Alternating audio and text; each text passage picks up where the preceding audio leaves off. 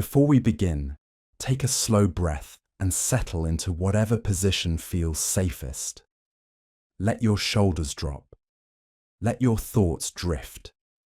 Tonight's story follows the final night of Grigory Rasputin, a man tangled in legend, surrounded by snow, shadows, and whispers of betrayal.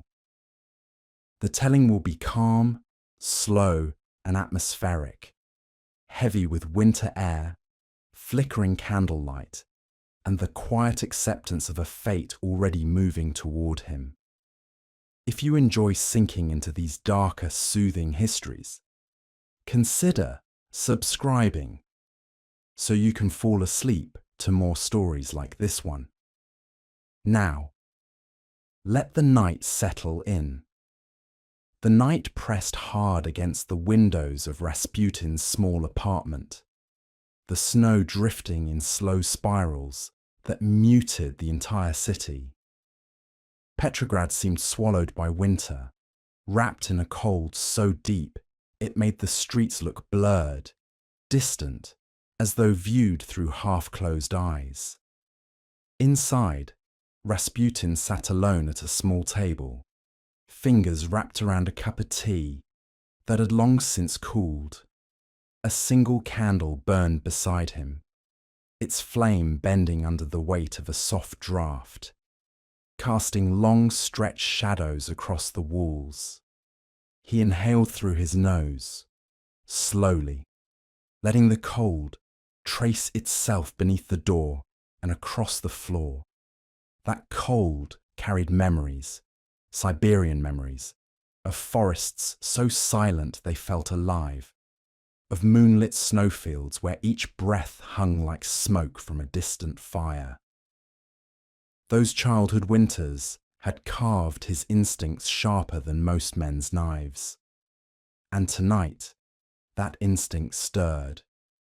Something pressed at the edge of his awareness, a quiet pulse of warning, like a finger tapping lightly against bone. Rasputin opened his eyes and stared into the candle's fluttering flame. "Not yet," he whispered, voice rough from the dry air. But soon. He had heard the rumours all day, whispers slipping through taverns, drifting through palace corridors, murmured between nobles who believed walls were deaf. They spoke of him with fear disguised as disgust. They said he had too much influence. They said he corrupted the Tsar's wife. They said he threatened the stability of the empire merely by breathing. None of them spoke of why he was needed. None spoke of the boy whose blood refused to stay inside his body. Only Alexandra had ever spoken of that truth. He lifted the cup and took a slow sip, though it was cold enough to sting his lips. The bitterness grounded him.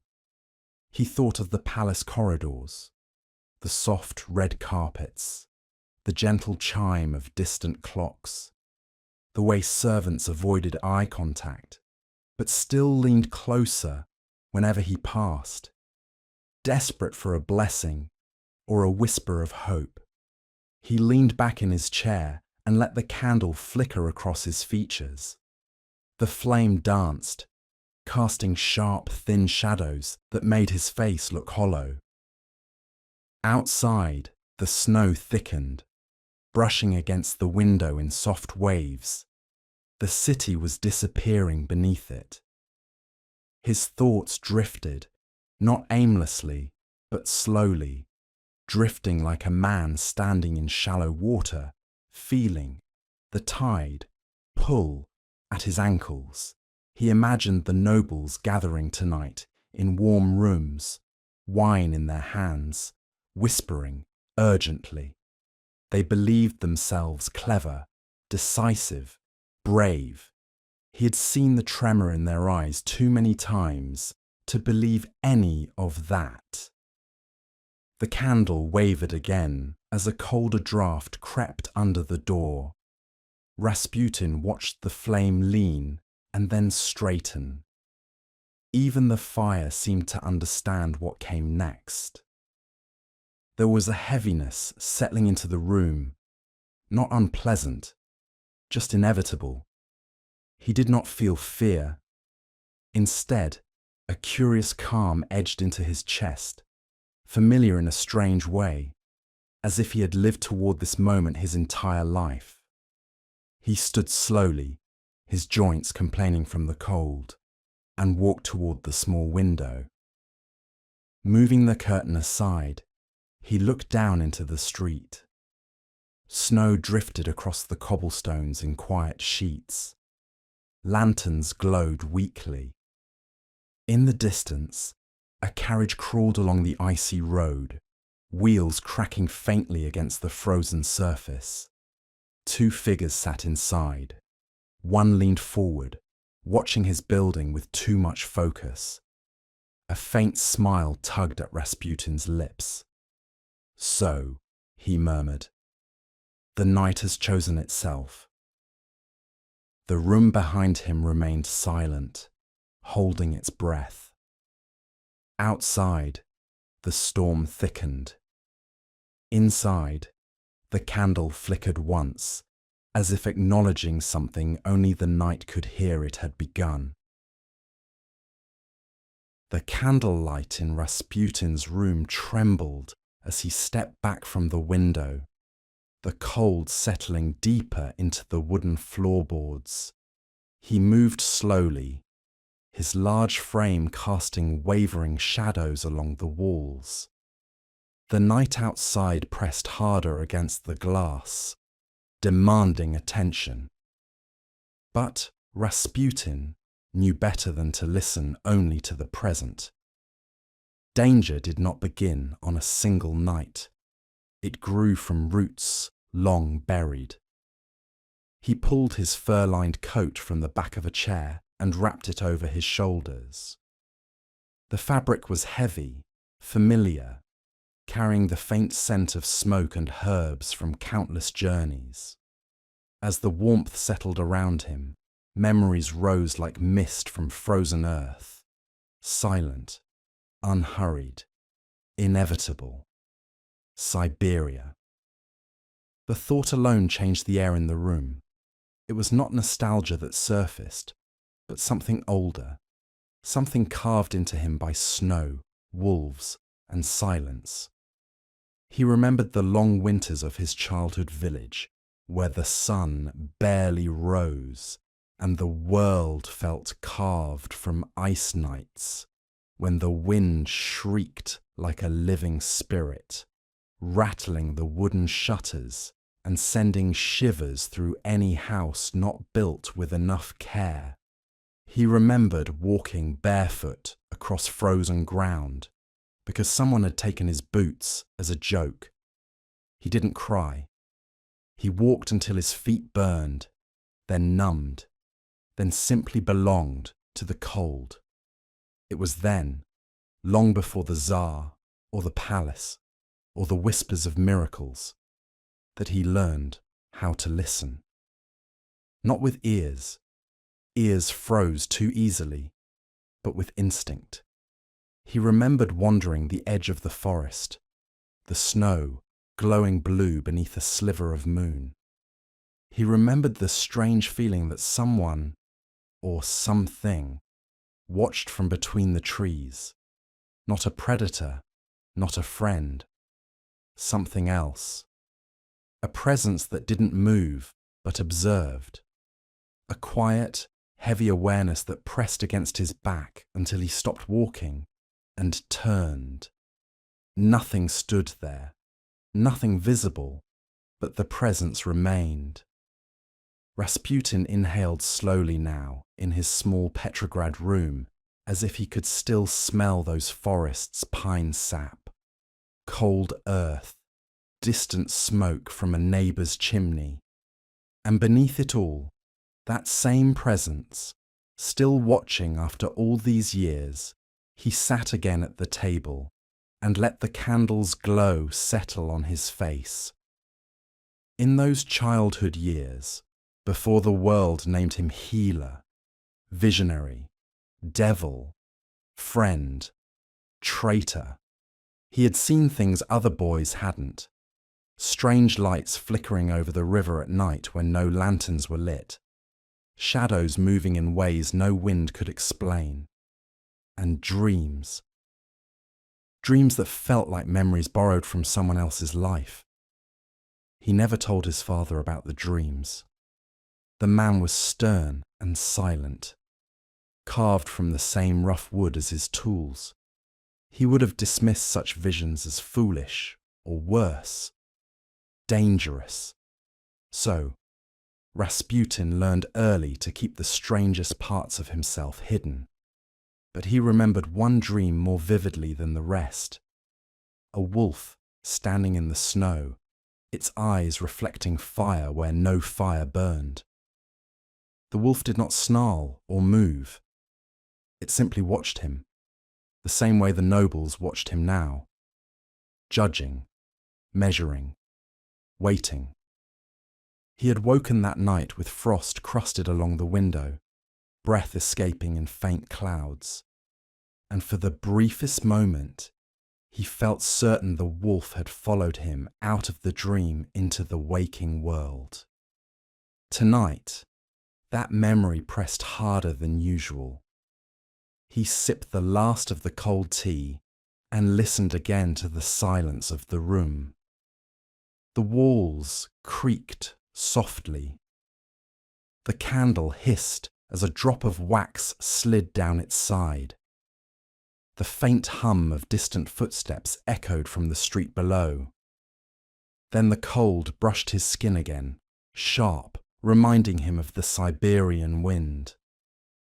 He felt the presence return, hovering just behind him, the same way it had when he was barefoot on the frozen ground as a boy. It did not frighten him. It never had. It simply meant something was coming. He closed his eyes, letting the sensation settle deep in his chest. The air grew still. Time slowed. His breathing deepened, heavy but steady. The candle's flame leaned sideways, as if drawn toward him. He opened his eyes when he felt the moment pass. The room looked the same. Yet he knew something subtle had shifted. A thread had tightened. A step toward his fate had been taken. Rasputin reached for his scarf, wrapping it loosely around his neck. "Siberia taught me to listen," he murmured. "Tonight, I hear you." Whether he spoke to memory, spirit, or instinct, even he wasn't sure. Outside, the carriage wheels groaned again. Closer. The night was no longer simply night. It was the beginning of an ending. Rasputin stood with his hand on the door, sensing the presence outside again. Quiet, patient, waiting. Not ready to strike. Not yet. He stepped back, letting instinct guide him. Whoever lingered in the stairwell would remain there a while longer, and he had a place he needed to reach before the night made its next move. He crossed the apartment, moving toward the narrow rear passage that led to a quieter exit. The stairwell groaned under his weight, old wood complaining softly as he descended. Outside, the alley greeted him with cold air and a thin layer of frost. Snow drifted sideways in the wind, brushing his beard, collecting on his coat. Petrograd's winter bit at him, but it was nothing beside the winters of Siberia. He walked with steady, heavy steps toward the palace. Horses stamped their hooves outside distant taverns. Carriage wheels cracked against frozen stone. The city felt tense, holding itself tight beneath the snow. When Rasputin reached the palace gates, the guards straightened instinctively, Their expressions carried that familiar mix: fear, awe, confusion. One stepped forward. "Grigory Yefimovich, Her Majesty asked for you. Should you come tonight?" "I know," Rasputin said quietly. Inside the gates, warmth hit him like a wave. The palace glowed with soft golden lamplight, curtains drawn tight to keep out the cold. Servants paused only long enough to bow. Some crossed themselves, some whispered his name under their breath. He didn't stop. He moved through the corridors like a slow, looming shadow. Near the Empress's private quarters, 2 guards opened a carved door for him. Inside, Alexandra rose quickly from her writing table. Her face was pale with worry, her hands trembling slightly until she clasped them together to hide it. "Grigory," she whispered, "thank God you came." Rasputin bowed his head. "The air is heavy tonight. I felt you would need me." "It's Alexei," she said, voice breaking. "He had another spell.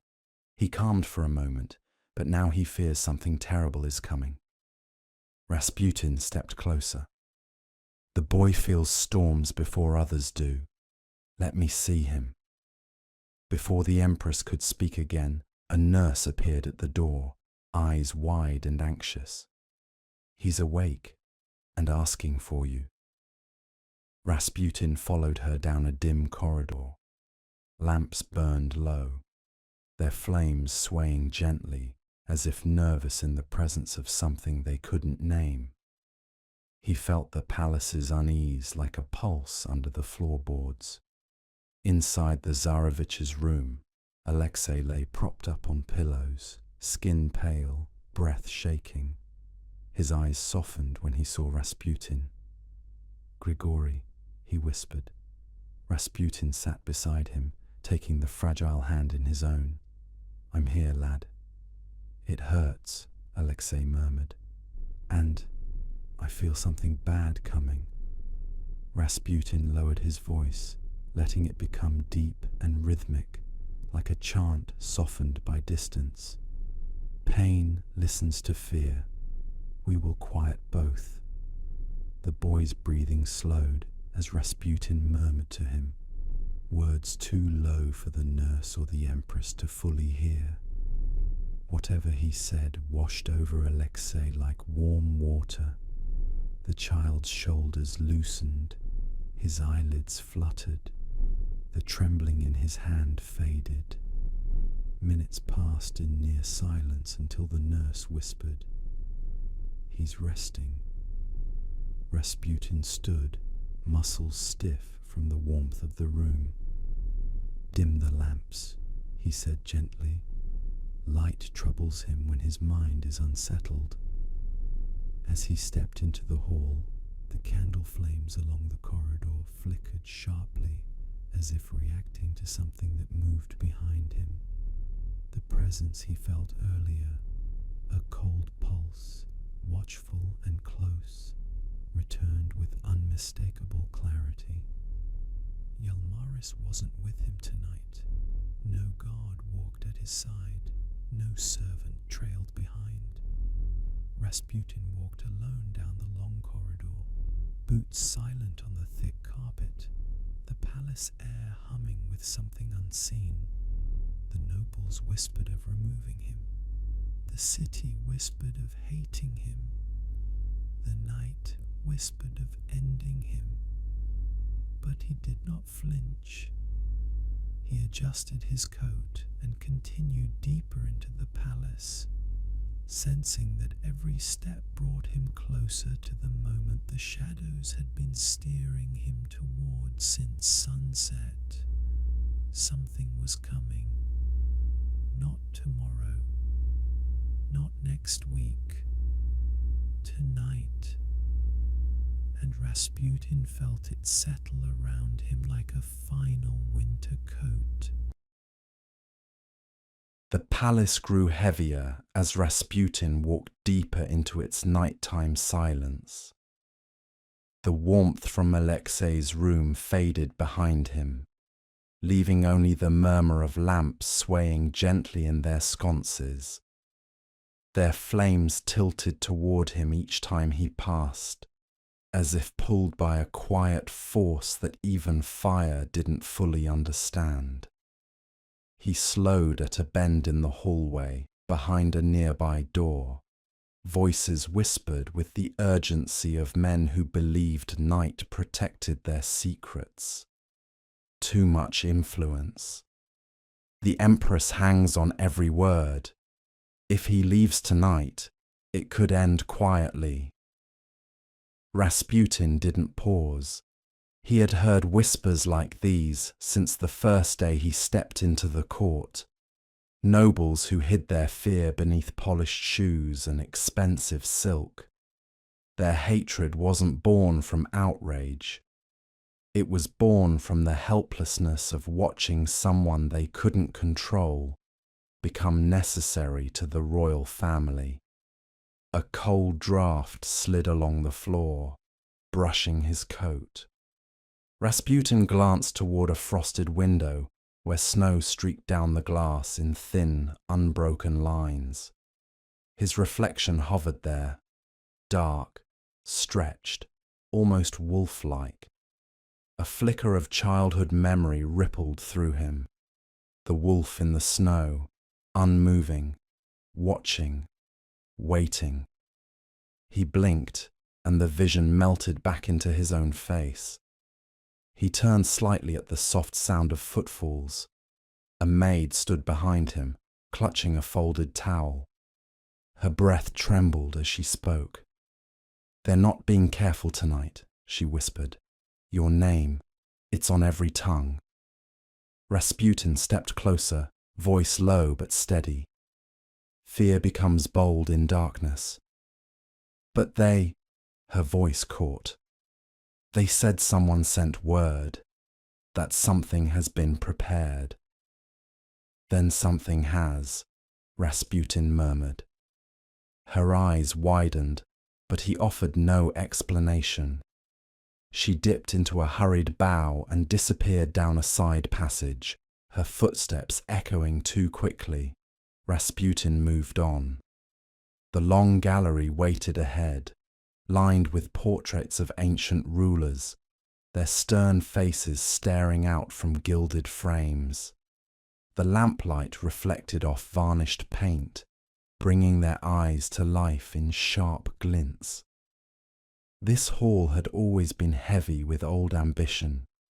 Tonight, it felt as if the portraits themselves leaned forward to witness the end of a story. Near a stone column, two noblemen whispered urgently. "Poisoned wine. He must drink it. If he refuses, we move to the second plan. There must be no mistake." The words flowed like cold water down the gallery. Rasputin kept walking, his coat brushing softly against his boots. He didn't spare them a glance. Knowledge was unnecessary. Their fear had already told him more than their plans. He entered a dim antechamber at the end of the hall. A single lamp cast a weak pool of light across the floor, leaving the corners swallowed in shadow. Rasputin lowered himself into a small chair and rested his hands on his knees. The palace sighed around him, old wood and stone shifting under winter's breath. He closed his eyes. In that quiet, he felt the presence again, cold, steady, not hostile, simply waiting. It was the same presence that had followed him since childhood winters in Siberia, since the nights he sensed danger before it appeared. It slid through the room like a slow shadow, coiling around the edges of the lamp's light. He breathed deeply, the air thick with wax and distant snow. Footsteps echoed faintly outside. A guard shifted his stance. Two nobles argued in hurried whispers at the far end of the corridor. Someone dropped a silver cup somewhere deeper in the palace, the clang ringing out like a warning bell. Quickly swallowed by silence, Rasputin opened his eyes. The lamp flame bent sharply, as if bowing to an unseen force. Shadows trembled along the walls. The palace felt tighter now, as though the walls themselves had begun to lean inward. He rose from the chair, letting the coat settle against his shoulders. His steps carried him back into the hallway where the lamps flickered one by one as he passed, their light dipping low like servants dropping into hurried bows. The whispers had grown bold. The conspirators had made their choice. The night had begun to close its circle, not in days, not in hours. Tonight, Rasputin walked with the calm of a man who had already seen this road in dreams. He did not look back. He did not hurry. He simply followed the darkness that waited for him, as though it were an old companion coming home. Rasputin left the antechamber and stepped into a side corridor that led toward the palace's lesser-used exit. The passage dipped slightly, its lamps dimmer, their flames thin and wavering. He moved with steady purpose, yet every step felt wrapped in the same slow heaviness that marked nights when fate pressed close. At the end of the hall, a guard opened a narrow door without being asked. The man's hands shook slightly on the handle. He didn't meet Rasputin's eyes. "The storm has worsened," he murmured. "Be careful on the steps." Rasputin studied him for a moment, a soldier whose courage held firm in battle, yet cracked under the weight of whispered rumours. "Fear doesn't change the weather," Rasputin said gently. "Nor the night." The guard swallowed and stepped aside. The door opened to a rush of cold. Snow whirled across the steps in rapid spirals, driven by a wind that howled softly through the trees of the palace garden. Lamps along the pathway flickered violently, their light bending sideways in the gusts. Rasputin stepped out into it, letting the wind curl through his beard and along his coat. The cold bit his skin with familiar teeth. He descended the steps slowly, boots crunching into fresh drifts. The city beyond the palace gates looked muted under the storm, rooftops sagging with snow, chimneys exhaling faint trails of smoke, windows glowing dimly like distant embers. Petrograd breathed heavily tonight, its streets tense and quiet. Rasputin paused at a stone archway, lifting his face to the falling snow. It melted against his cheeks, slid down his beard, and gathered in the creases of his coat. For a moment, the world seemed reduced to cold air and a single breath. This feeling, this hush before a break, he recognized it. It was the same feeling he'd known in Siberia on nights when wolves gathered unseen at the edge of the forest. The same feeling before a man's anger snapped unexpectedly. The same feeling that crept beneath the door of a sick room moments before a child's fever broke. A shift, a turning, a moment when fate leaned closer. He walked onto the garden path, snow muffling each step until it sounded like he moved through layers of cloth. The storm intensified, but the world around him felt slower, dreamlike. Trees bowed under the weight of ice. Branches creaked like old bones. The lamps hissed with each gust, their flames struggling not to die. Ahead, the palace walls stretched into the night, tall and dim. Behind him, footprints already began to blur under snow. He felt as if the storm itself wished to erase his path. He continued toward the gate. 2 guards stood there, cloaks wrapped tightly around their shoulders. They stiffened as Rasputin approached, unsure whether to salute or cross themselves. One chose the latter. The other simply stared, his pupils wide and darting. "You head out alone?" one asked, voice strained. Rasputin nodded. "Night walks quickly in winter. Best to walk with it." The men exchanged a troubled glance, but lifted the gate regardless. The iron groaned, snow shaking loose from its bars. As Rasputin crossed through, a gust of wind slammed against him, pulling at his coat. He braced himself, letting the storm push and tug. His breath fogged in front of him, drifting like smoke into the swirling snow. He stepped onto the street.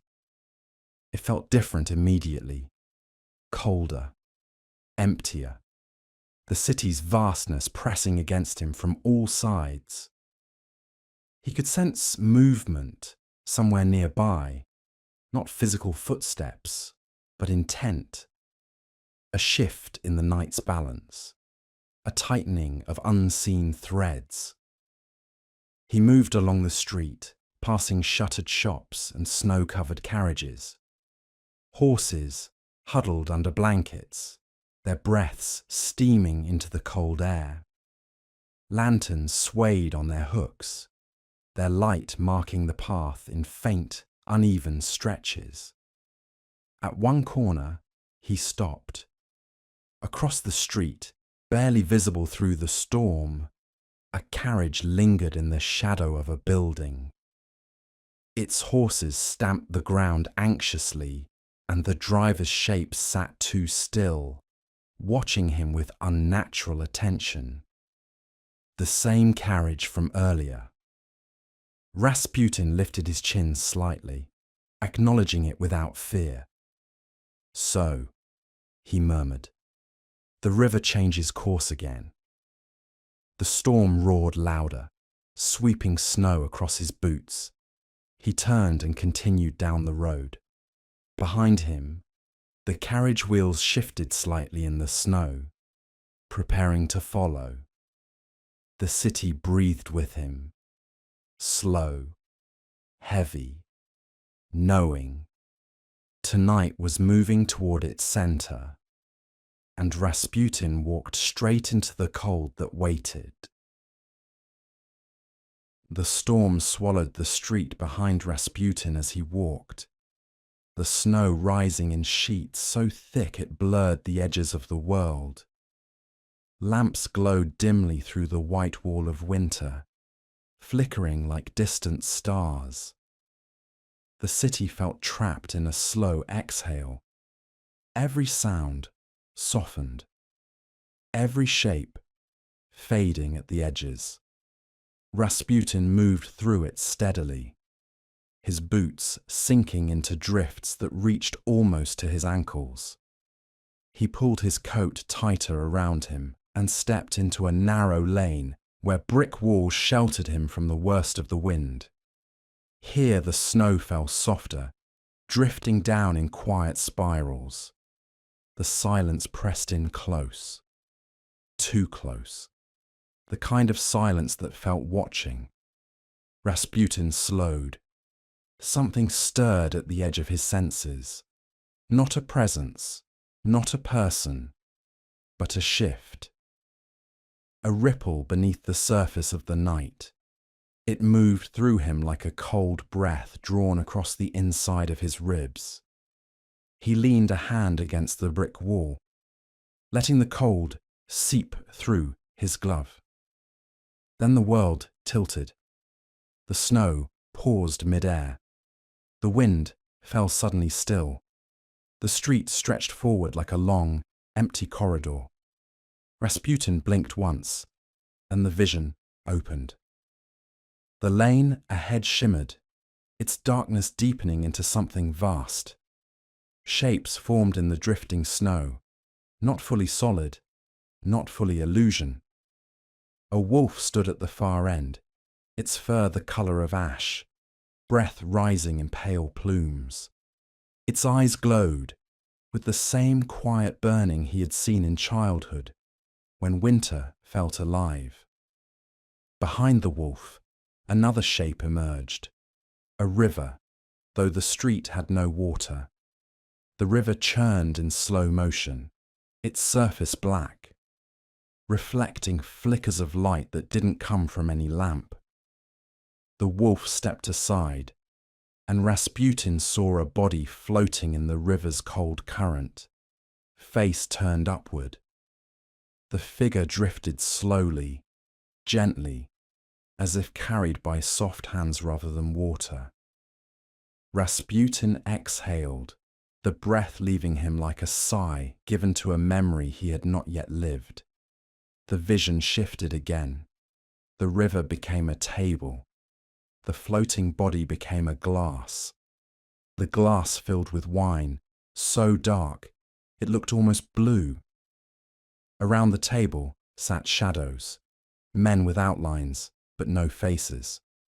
Their voices echoed in a muffled cadence, each word reaching him as if spoken from the bottom of a well. Drink. Tonight. Finally. The shadows leaned closer, and the snow around them turned red. Not blood, but light, as if the vision's lanterns burned through scarlet cloth. The wolf was gone, the river gone. Only the table remained, stretching forever into the dark. Rasputin closed his eyes. When he opened them, the snow fell again. The wind returned. The vision folded back into the world like a page closed quietly in a book. He stood in the alley, leaning against the wall, breath steady.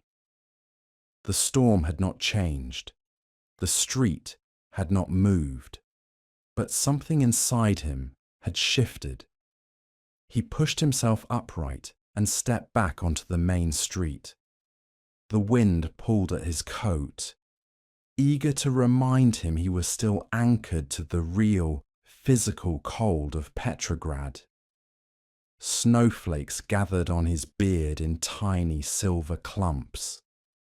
The carriage that had followed him earlier reappeared at the far corner, just visible through the storm's blur. Its lantern knocked softly with each sway. Rasputin felt no surprise. Men who planned murder rarely moved with creativity. They cling to predictable patterns, convinced their shadows hide them. He walked on. The city grew quieter around him. Shop signs creaked in the wind. A stray dog trotted across the street, nose buried in the snow. Distant church bells rang faintly, their chime muffled by the storm. As Rasputin passed under a street lamp, the light flickered, dimmed, then steadied. Another presence brushed the edge of his awareness, not from childhood, not from palace whispers, but from something closer. Something tied to breath and heartbeat and the simple act of being alive inside a fragile shell of flesh. A warning, a reminder, a truth. He continued walking, letting the night fold him deeper into its cold arms. The storm surrounded everything, but his steps stayed steady, almost rhythmic. His mind returned to the vision, not for answers, but for recognition. He had seen enough omens to know which ones spoke truth, and this one had spoken clearly. The river, the shadows, the table, the invitation. Tonight moved with intention, and he moved with it, not resisting, not denying, but sensing the shape of what approached. He turned down another lane, heading toward the lights of the Yusupov estate, flickering faintly through the storm.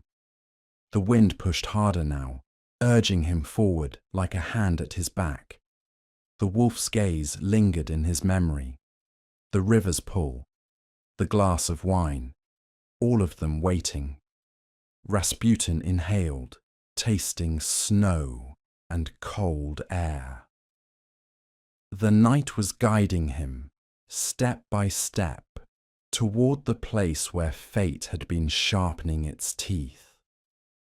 And he walked with the calm of a man who had already seen how the next page turned. The storm thickened around Rasputin as he walked toward the lights of the Yusupov estate. The snow rose to his boots in soft waves, muffling everything beneath its weight. Buildings leaned inward under the storm's pressure, their rooftops sagging, chimneys groaning as wind curled around them. Each breath he took felt colder, sharper, as if winter itself wanted to shape his path. Ahead, the estate's lamps glowed faintly in the storm, warm pockets of gold trembling behind drifting curtains of white.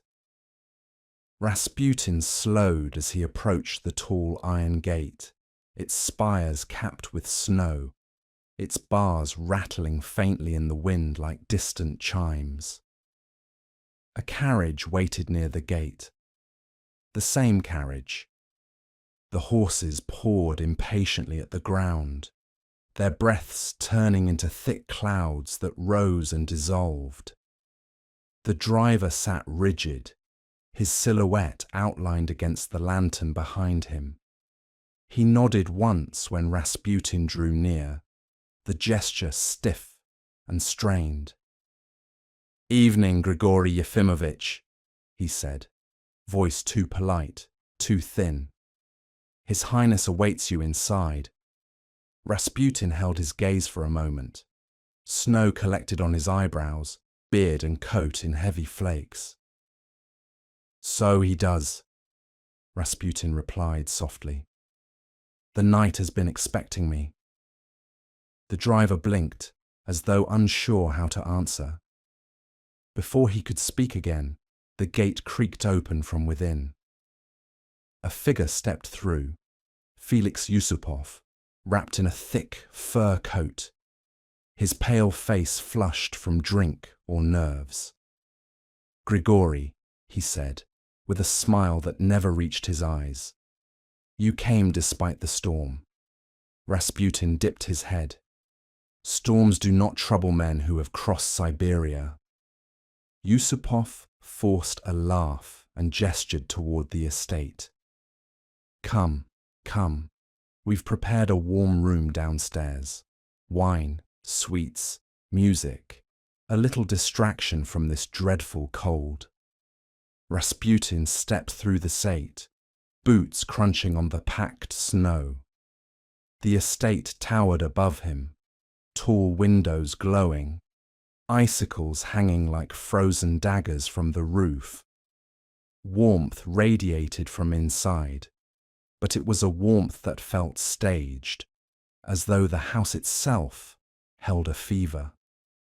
Yusupov led him toward a small side entrance rather than the main doors. Rasputin noticed the choice, but didn't slow. Men planning murder rarely liked to use front doors. Inside, the air hit him with a wave of heat and perfume. Rich carpets lined the floor. A chandelier swayed slightly overhead, its crystals catching the light in small glimmers. Music drifted faintly from somewhere above. A gramophone playing a sentimental tune, the kind nobles used to pretend they felt emotions they'd long forgotten. Yusupov removed his gloves too quickly, hands trembling just enough for Rasputin to notice. "We've arranged a quiet room downstairs," he repeated. The others, well, they're upstairs enjoying themselves. But I thought you and I might talk privately first. Rasputin nodded, letting his eyes adjust to the brightness. A quiet room is often where truth settles easiest. Yusupov inhaled sharply, then forced another smile. Yes, exactly. He led Rasputin deeper into the house, down a hallway lined with family portraits. The faces on the walls watched silently.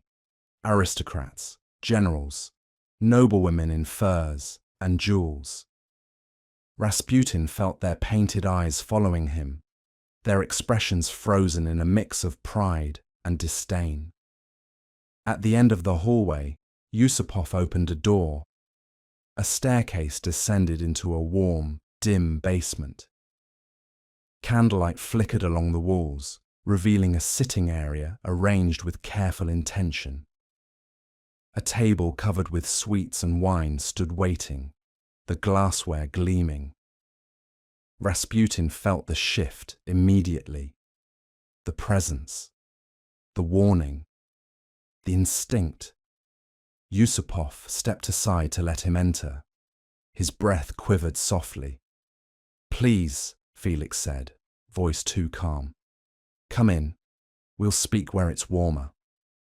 Rasputin met his eyes. The young noble looked like a man standing in a doorway, between guilt and resolve, unsure which side he belonged to. "You've gone to great effort tonight," Rasputin said quietly. Yusupov swallowed. "For comfort, only comfort." Rasputin stepped inside. Warmth wrapped around him, thick and heavy. The lamps burned low, their flames steady as if afraid to flicker. The room's silence felt staged, rehearsed, waiting for a cue.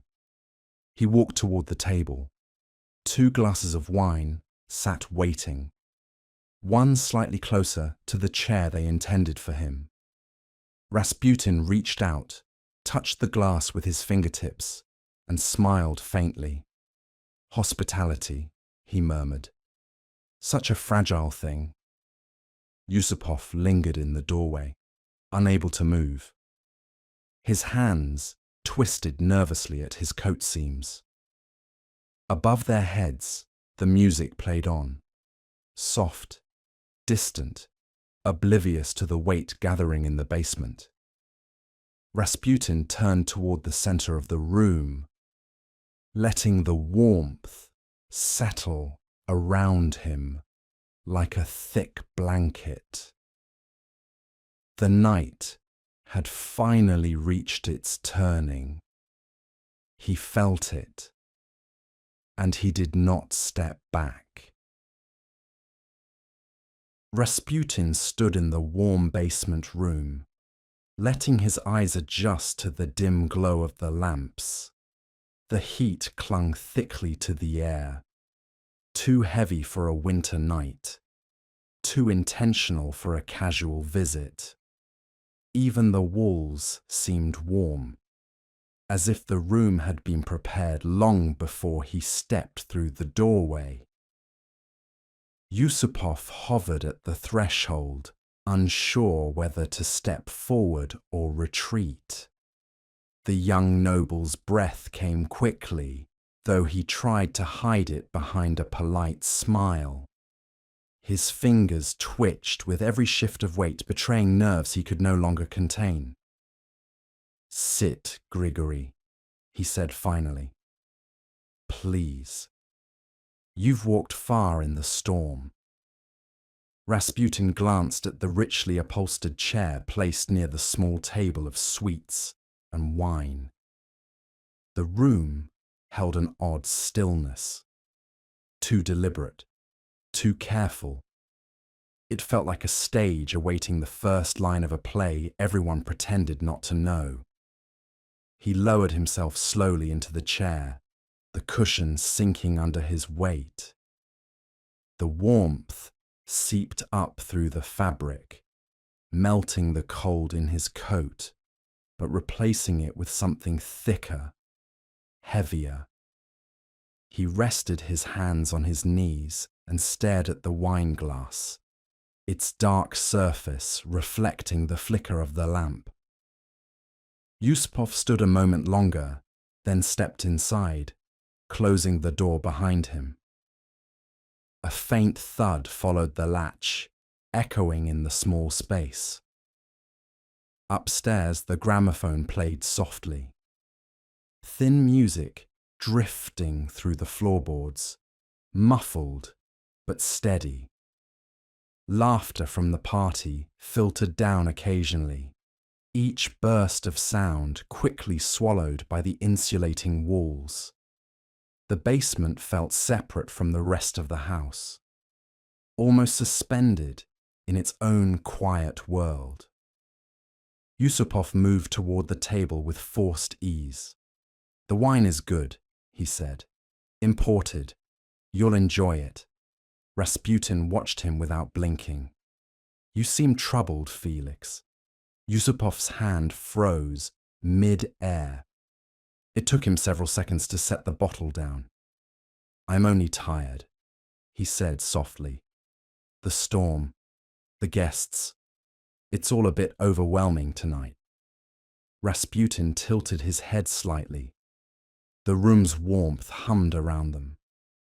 The wine glass stood between them like a delicate boundary. "Storms rarely begin outside," Rasputin said. "They begin inside the men who fear them." Yusupov swallowed hard, the sound loud in the quiet room. "Perhaps," he managed. He moved to a small chair opposite Rasputin, but did not sit. Instead, he hovered behind it, gripping the back as if the wood alone kept him upright. "Well made," he said. "Your kitchen knows its craft." Yusupov forced a smile that cracked at the edges. "Yes, they try." Rasputin's gaze drifted once more to the wineglass. The reflection on its surface shimmered faintly, catching the lamp's flame. The dark liquid looked still, undisturbed, yet something about it echoed the river from his vision, the slow, black current carrying a body downstream. He did not touch it. Instead, he leaned back in his chair and let the warmth soak into him. He closed his eyes briefly, listening to the muffled gramophone, the occasional burst of noble laughter, the distant creak of the house settling under the weight of snow. And beneath it all, heartbeats. Not just his own. A pulse fluttering too fast. Nerves stretched thin. "Yusupov!" Rasputin opened his eyes again. The young noble stiffened immediately, as if caught doing something secret. He stepped closer, his voice shaky, but a tempting charm. "You should drink," he said. "It will warm you after the cold." Rasputin smiled faintly. Warmth is not always found in wine. Yusupov blinked, unsettled. Rasputin felt the presence at the back of his mind again. Not a spirit, not imagination, but intuition sharpened by a lifetime of surviving danger before others even sensed its approach. He looked at the wineglass once more, then at Yusupov, then back to the glass. The nobleman's throat tightened visibly. "You invited me here with purpose," Rasputin said quietly.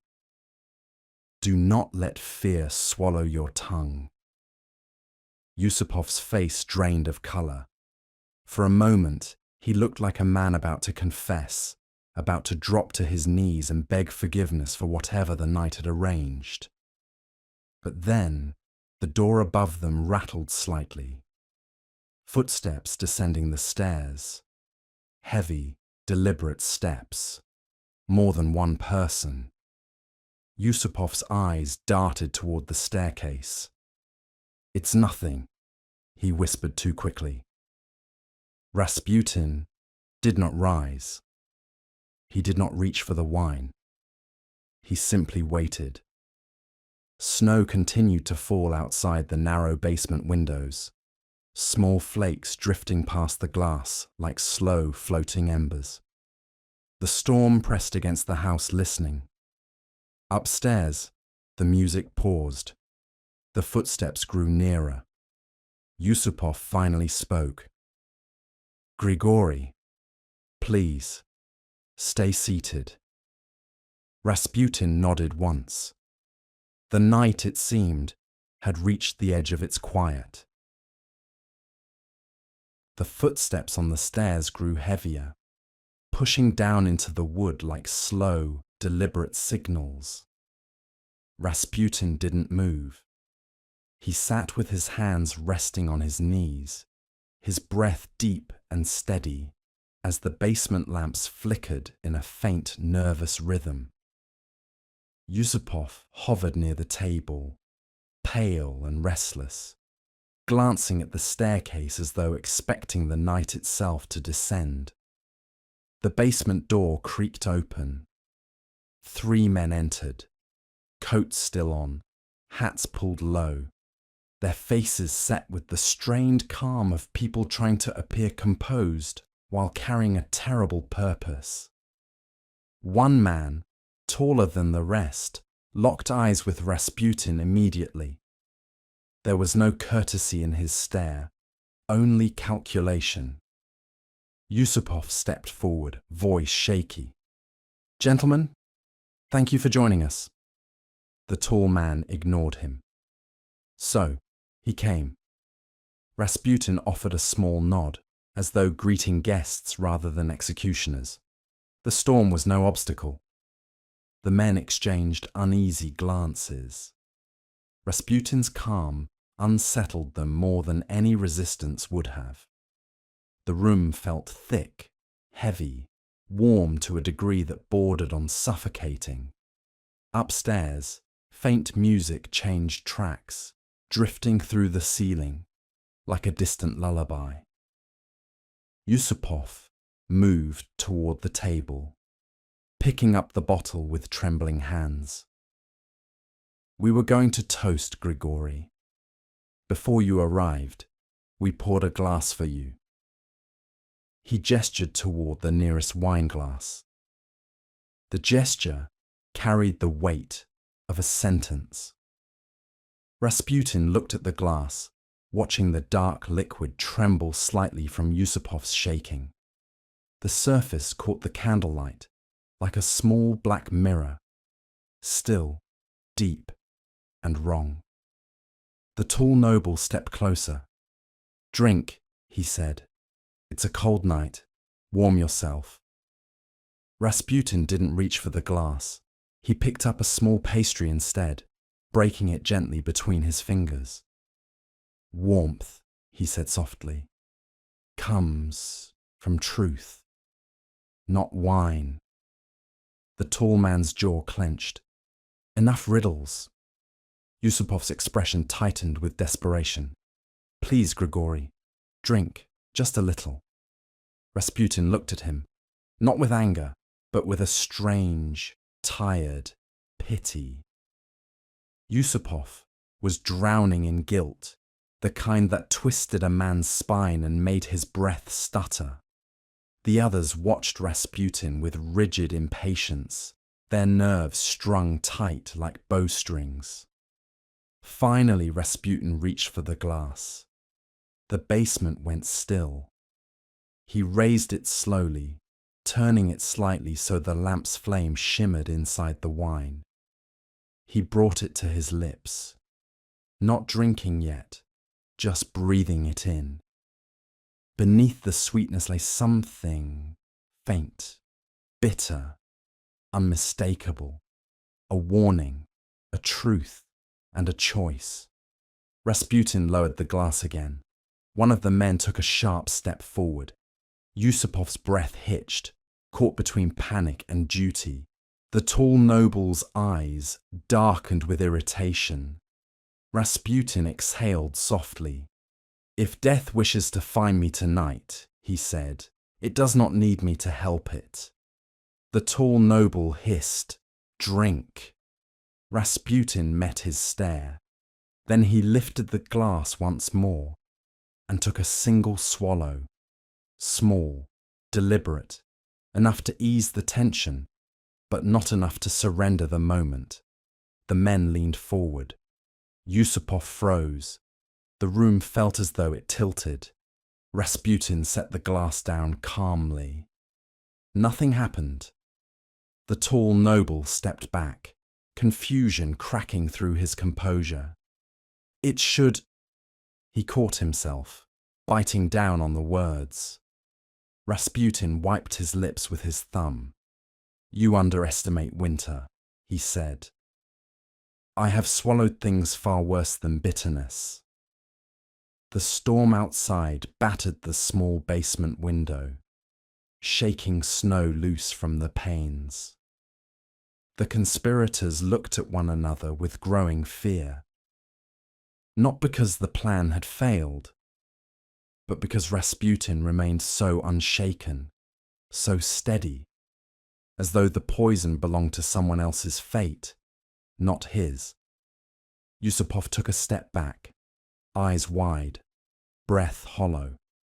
His hands went to his coat, as if seeking something solid to anchor him. Rasputin leaned back in his chair, watching them with quiet patience. The first attempt had been made, and it had not moved him. Not yet. The basement felt smaller now, the air thick with the nervous breathing of the men around Rasputin. The poison had not taken him. The conspirators shifted, uncertain. A plan meant to be swift had slipped into hesitation, into fear, into something they hadn't prepared for. Silence pressed against the walls like a second layer of heat. Rasputin stayed seated, his eyes heavy-lidded but alive, steady. He could feel the storm outside rumbling against the glass, the wind insisting at the doorframe as though urging him to step back out into the night.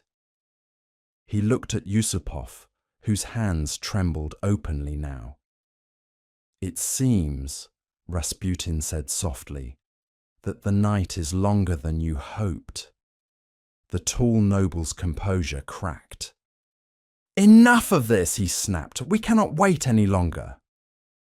Before Yusupov could object, the tall man stepped behind Rasputin. The others shifted uneasily, but none intervened. Yusupov stood frozen, horror widening his eyes as though he had never truly believed the night would go this far. Rasputin did not rise. He simply closed his eyes for a moment, inhaling the warm basement air, letting it gather inside him like one final breath before a long winter sleep. The gunshot was close, muted by the narrow room. A dull, heavy sound. The bullet struck his side with a deep, warm pressure. Pain radiated outward in slow waves, not sharp, not violent, but deep, blooming like hot water poured through cloth. Rasputin leaned forward slightly, resting one hand on the carpet, as if steadying himself on uneven ground. The conspirators stepped back in a wave of panic. Yusupov's hands flew to his mouth, his breath a hollow gasp. The tall noble aimed again, but Rasputin lifted a hand, not in fear, not in resistance, but in a gesture of calm dismissal. He pushed himself to his feet slowly, as if rising from a long meditation. Blood darkened the fabric of his coat, spreading in a warm patch that glistened under the lamps. For a moment, none of the men moved. Rasputin stepped toward the stairs, not stumbling, walking.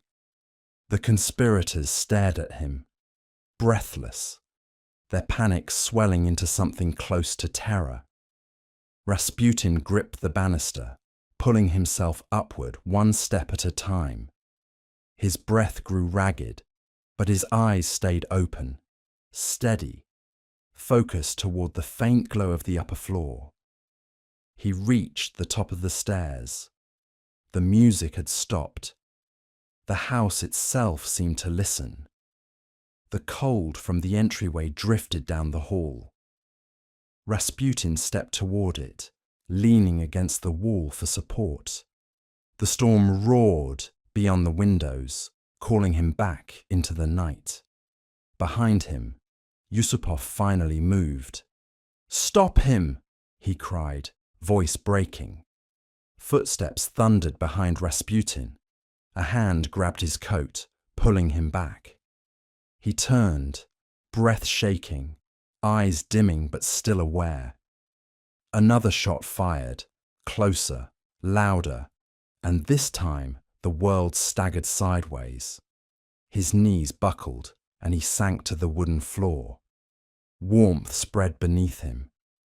The boards felt softer than he expected, like the packed snow of Siberia, where he'd once curled beside a fire as a child.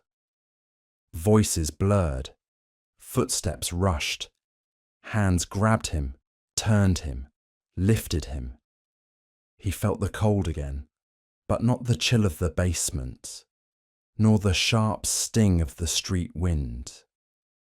This was a deeper cold, the kind that lived in the marrow, travelling slowly, patiently. The conspirators dragged him toward the back of the estate. The night air hit him in a sudden wave, carrying snow that melted on his skin, cooling the feverish heat spreading from his wounds. The world wavered, a blur of lantern light, swirling snow, and the muted echo of panicked breathing. The river waited nearby, dark, silent, unmoving beneath the storm. They hauled him through the snowbank, the cold numbing the pain that hollowed through him.